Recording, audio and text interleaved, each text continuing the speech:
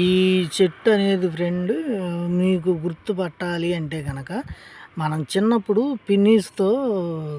పినీస్లో ఈ పాలు గారితే ఆ పాలు పినీస్లో పెట్టి చివర ఉఫ్ అంట ఊస్తే కనుక బుడగల్లాగా వచ్చాయి. ఎంత బాగా పెడితే ఈ పాలు అంత బుడగలు తేలుతూ ఉండేవి అన్నమాట.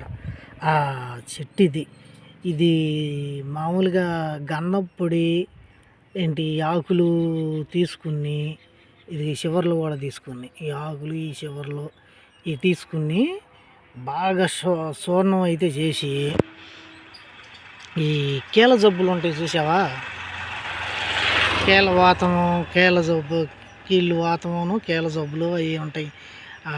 దానికి రేత్రి పొనుకోబోయేటప్పుడు దానికి గనక రాసి కట్టుకట్టి పసర దాని మీద పోసి ఈ పసర దాని మీద వేసి కట్టు కట్టితే తెల్లారేపాటికల్లా తగ్గిపోతాయి, లేచి నడుస్తారనమాట.